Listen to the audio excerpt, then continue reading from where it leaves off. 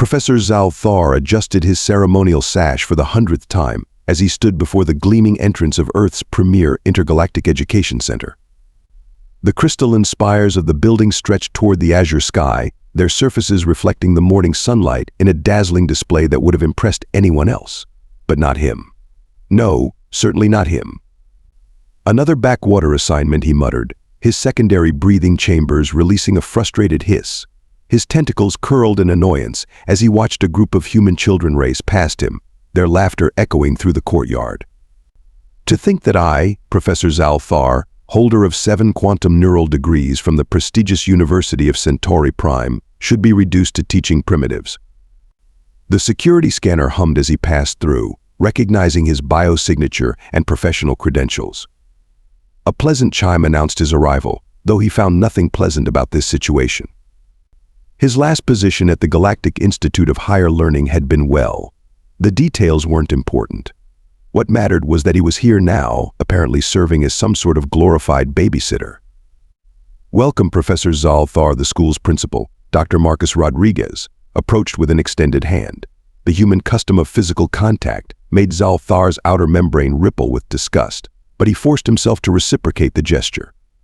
"We're absolutely thrilled to have someone of your caliber joining our faculty." "Yes," well, Zal'thar's upper eye ridge twitched, a sign of barely contained superiority.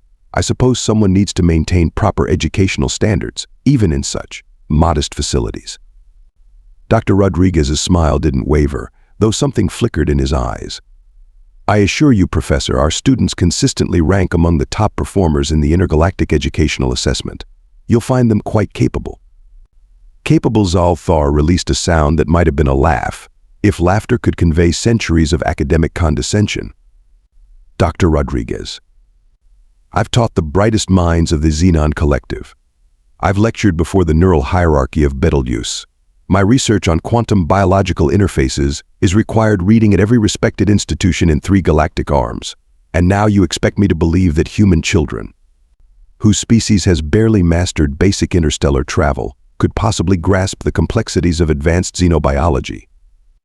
A group of students rushed past them, their backpacks bouncing as they hurried to their first class. One of them, a young girl with bright red hair, actually waved at him. Waved, as if he were some common educator rather than one of the most brilliant minds in the known universe. "You'll start with the advanced placement class tomorrow morning," Dr. Rodriguez said, choosing to ignore Zal'thar's obvious disdain. "I believe you'll find it enlightening." Enlightening. Zal'thar's tentacles coiled tighter against his thorax. "I seriously doubt that, Dr. Rodriguez. I seriously doubt that indeed." As he followed the principal toward his new office, Professor Zal'thar began mentally composing his first lecture. He would show these humans, these children, exactly what real academic rigor looked like. By the end of his first class, they would understand the vast intellectual gulf that separated their species. It would be a valuable lesson for them, he thought, his facial ridges curved in what passed for a smile among his kind. "Yes, a very valuable lesson indeed." Professor Zal'thar swept into the classroom with all 4 tentacles rigidly pressed against his ceremonial robes, his bioluminescent spots pulsing with barely contained irritation. The advanced xenobiology classroom was arranged in the traditional amphitheater style, with 20 students scattered throughout the seats. 10 humans. 10 of his own kind would have been manageable, but 10 humans? This was beyond insulting. "Attention, class," he announced, his translator converting his natural harmonic frequencies into what passed for language among humans. "I am Professor Zal'thar, and I will be elevating your presumably modest understanding of xenobiological principles to something approaching adequacy." A human girl in the front row raised her hand immediately. Her dark eyes sparkled with curiosity, completely missing his intended insult. "Professor, I'm Amanda Brooks. I read your paper on quantum biological interfaces. The part about synaptic resonance in multidimensional organisms was fascinating." Zal'thar's spots flickered in surprise. How had this child even accessed his research, let alone understood it? "No matter. Yes, well, clearly you missed the underlying principles, as that was merely the introductory section." From the back of the room, a boy with warm brown skin and a quick smile leaned forward. "Actually, sir, Raj Patel here. Amanda and I were discussing your theories during study group. We thought your conclusions about dimensional folding in cellular structures could apply to human medical technology. The other alien students, representing various species from across the galaxy, shifted uncomfortably. Young Crix-Tal, a crystalline being from the Rigel system, chimed sympathetically. Professor, perhaps we should focus on more basic concepts for our human classmates. Thank you, Crix-Tal. For that considerate suggestion, Zal'thar's spots pulsed with approval. However, I have something far more interesting in mind. His upper eye ridge curved with malicious delight. Your semester project, worth 90% of your grade, begins today. He gestured with a tentacle, and a holographic display materialized in the center of the room. You will create a functioning model of a fifth-dimensional organic computer, using only materials found naturally on Earth. It must be capable of performing at least basic quantum calculations while maintaining biological homeostasis. The alien students buzzed and chimed with excitement. This was advanced work, certainly, but within their species' understanding. The humans, however, surely this would put them in their place. But Amanda Brooks was already scribbling in her notebook, her red hair falling across her face as she worked. Raj had pulled out a tablet and was rapidly sketching something that looked suspiciously like a design schematic. The other human students huddled together, whispering and pointing at the hologram with, was that enthusiasm? Professor Amanda looked up, her eyes shining. Can we work in teams? If you must, Zal'thar said dismissively. Though I doubt collaboration will help with a project of this complexity.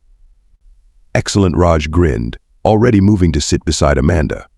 Because I think we just figured out how to use mycelial networks as a biological quantum processing matrix. The alien students' appendages and sensory organs all turned toward the two humans in surprise. Even Crix-Tal's crystalline surface rippled with uncertainty. Preposterous, Zal'thar scoffed, though something uncomfortable stirred in his secondary nervous system. The project is due in 4 weeks. I expect detailed documentation of your inevitable failures, your attempts, along with your final presentations. As the class filed out, chattering excitedly about their projects, Zal'thar noticed Amanda and Raj lingering behind, their heads bent together over a shared tablet. Their expressions were bright with that peculiarly human mixture of determination and joy that he had never quite understood. Sir Amanda called out just before leaving. Thank you for giving us such an amazing challenge. This is going to be fun. Fun? Fun. Zal'thar's spots pulsed in patterns of pure bafflement. These humans were clearly delusional. Yes, that must be it. In 4 weeks they would learn their lesson about attempting to punch above their evolutionary weight class. Though he couldn't quite shake the nagging feeling that he might have miscalculated something important. 2 weeks into the project, Professor Zal'thar found himself doing something utterly beneath his dignity. He was lurking. Yes, lurking in the shadows of the school's bioengineering lab, watching his students work with an intensity that made his spots pulse erratically. The alien students were progressing exactly as expected. Crix-Tal's crystalline form sparkled as they carefully constructed traditional quantum matrices. The gelatinous twins from Vega were following standard methodologies to the letter. Everything was proceeding according to established scientific principles, except Raj. The mushrooms are dancing again, Amanda's excited voice carried across the lab. Professor Zal'thar's tentacles curled in horror as he watched the human girl practically bouncing with excitement over a container full of fungus. That's because they're happy. Raj adjusted something on his tablet, and the network of mushrooms pulsed with bioluminescent patterns. Look at these quantum entanglement readings. They're actually communicating across dimensional barriers. Impossible, Zal'thar muttered, moving closer despite himself. Absolutely impossible. The two humans had transformed their workstation into something that looked more like a terrestrial forest floor than a proper laboratory. Specimens of various fungal species were connected in intricate patterns, their mycelial networks glowing with an inner light that could not exist according to any principles of known science. Oh, hello, Professor Amanda beamed at him, completely oblivious to his academic distress. We've made a breakthrough. Want to see? Before he could refuse, Raj pressed a button on his tablet. The mushroom network pulsed in a complex sequence, and suddenly a holographic display appeared above it, showing mathematical calculations that made Zal'thar's third brain stutter. The mycelial network acts as a biological quantum computer, Amanda explained, her hands moving animatedly. Earth fungi already communicate through vast underground networks, sharing resources and information. We just help them expand into a few more dimensions. A few more dimensions. Zal'thar's voice rose to a frequency that made several beakers vibrate. That's not you can't just fungus doesn't. Oh, but it does. Raj pulled up another display. See, mushrooms are already really good at finding the most efficient paths through three-dimensional space.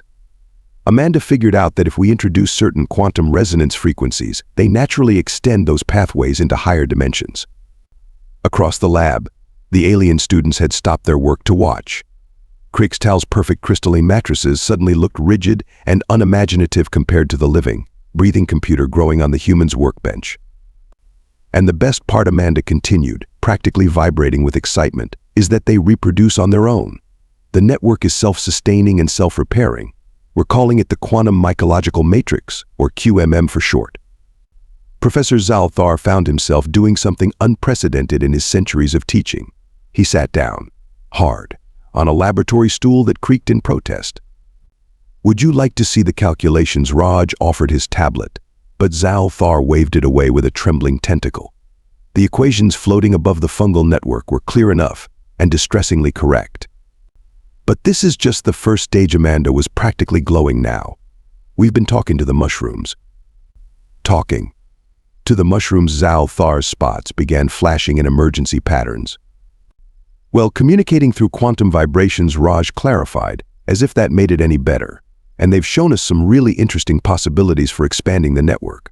We think we might be able to create a planetary-scale quantum computing system using existing fungal networks. The other students had gathered around now, their various sensory organs fixed on the pulsing mushroom display. The vegan twins were vibrating at a frequency that indicated extreme scientific distress. Krigstall's surface had gone completely transparent, a sign of profound shock. This is not proper scientific methodology, Zal'thar finally managed to sputter. You can't just make friends with fungus and expect it to violate the laws of physics. Amanda and Raj exchanged one of those mysterious human looks that always made Zal'thar's third brain itch. But Professor Amanda said gently, we're not violating any laws, we're just introducing them to new possibilities. The mushrooms are doing all the hard work themselves. Yeah, Raj grinned, patting the edge of their fungal computer. Turns out they're really eager to learn. Who knew mushrooms would be such good students? Professor Zal'thar fled the laboratory, his ceremonial robes billowing behind him. He needed to lie down. Yes, that was it. A nice long rest in a dark room, perhaps with some light quantum equations to soothe his nerves. But even as he hurried down the corridor, he couldn't escape the sound of Amanda's voice floating after him. Do you think we should tell him about the mushroom's ideas for interstellar travel? Presentation day arrived with all the gravity of a collapsing neutron star. Professor Zal'thar sat at his desk, his tentacles arranged in perfect academic symmetry, trying to project an air of diplomatic neutrality. The classroom was packed. News of the project had spread throughout the school, drawing curious faculty and students alike. First presentation, Zal'thar announced, his translator barely masking his relief. Krigstall and the quantum crystalline matrix. Krigstall's presentation was flawless, naturally. Their crystalline form sparkled as they demonstrated a perfectly acceptable fifth-dimensional computer, constructed using traditional methodologies. The audience nodded appreciatively. This was proper science.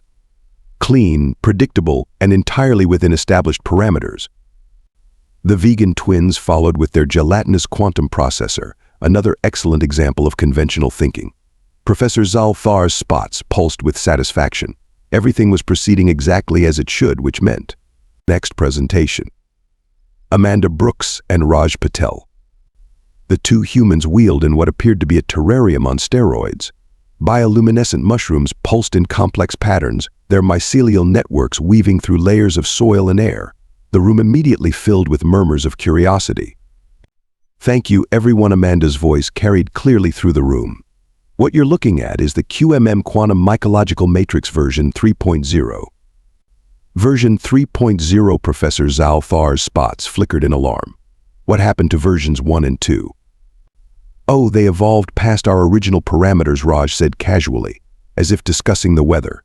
They're currently exploring the 9th dimension, but they still send us postcards. Well, quantum postcards. The professor's third brain began to throb. The humans had lost their minds. This would be the academic embarrassment of the century.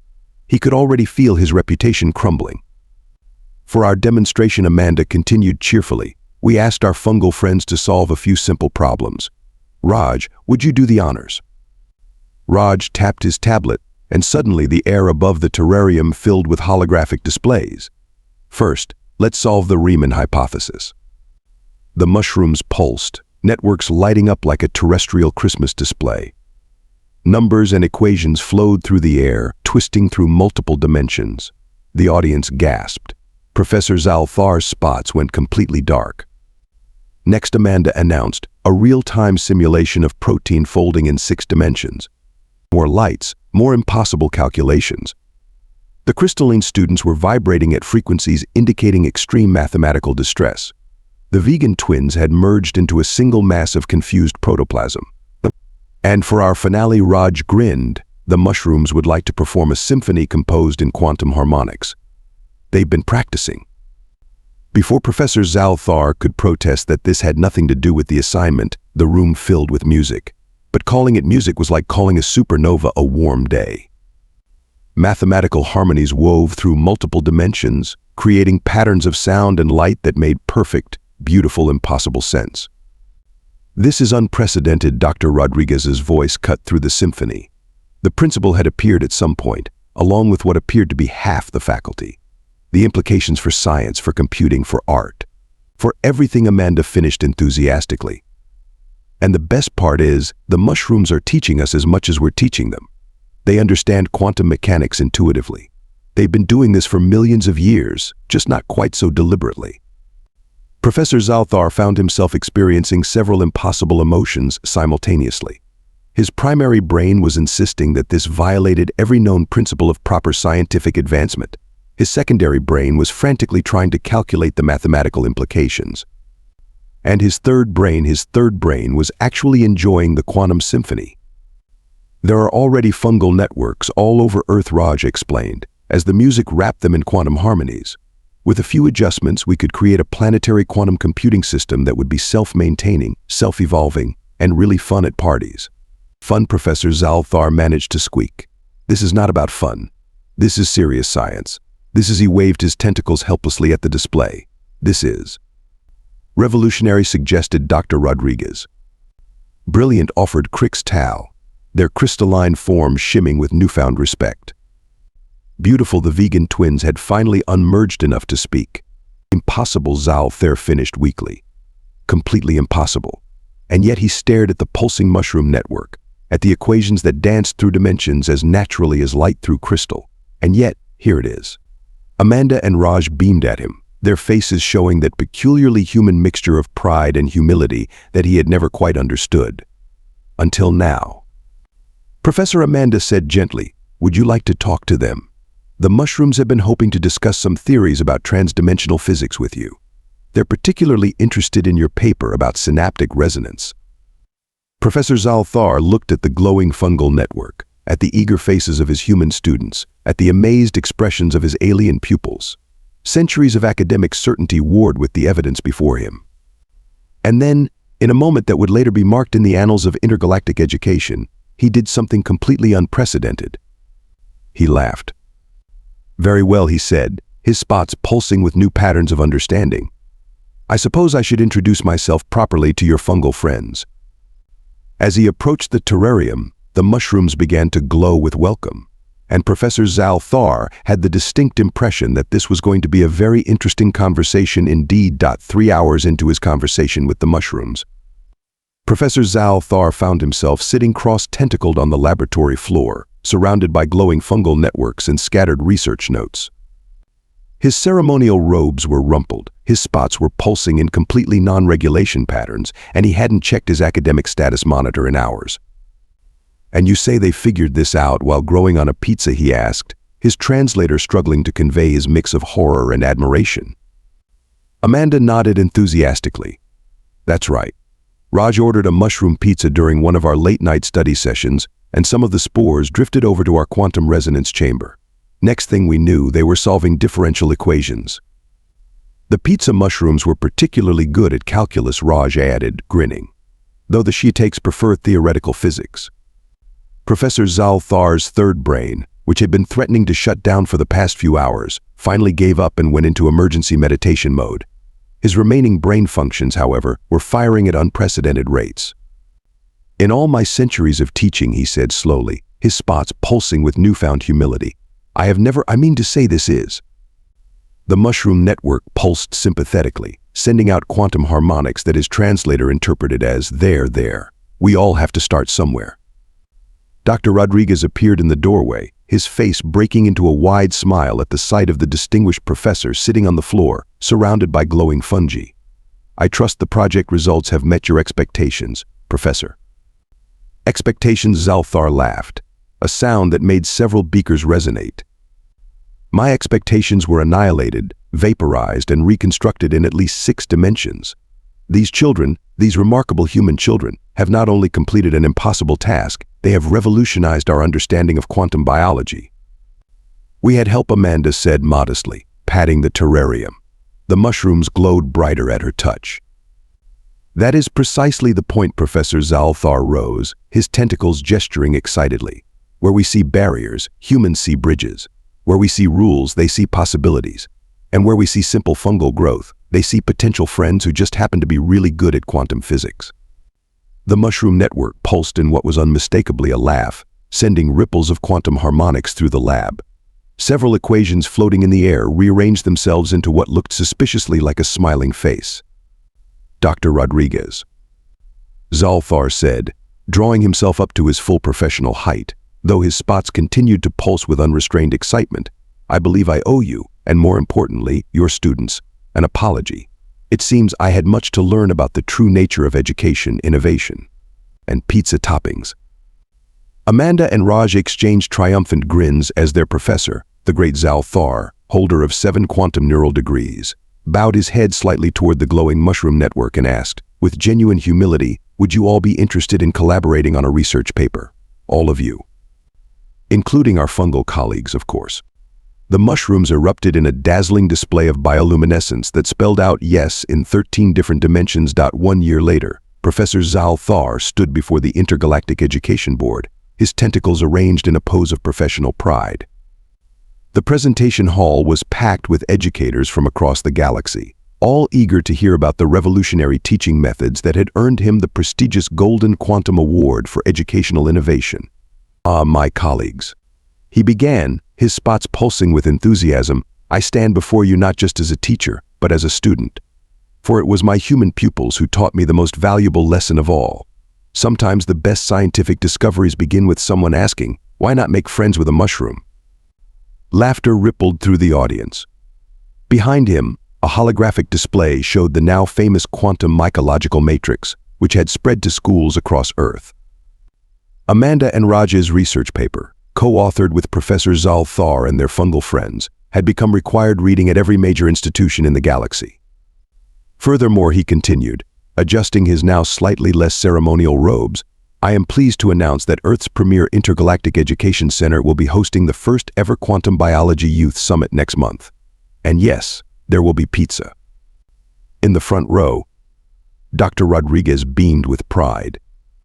Beside him sat Amanda and Raj, now graduate teaching assistants, along with a specially designed terrarium containing their original mushroom research partners, who are currently teaching advanced physics to a group of enthusiastic elementary school students. In conclusion, Zal'thar's spots pulsed with joy. Let us remember that the future of education lies not in our preconceptions, but in our willingness to learn from the most unexpected teachers, even if those teachers happen to prefer growing on pepperoni pizza. As applause filled the hall, Professor Zal'thar's third brain noted with satisfaction that his academic reputation had never been higher. His second brain was already planning next semester's curriculum. And his primary brain was wondering if the cafeteria might consider adding mushrooms to their menu. After all, you never knew when you might meet another fungal genius.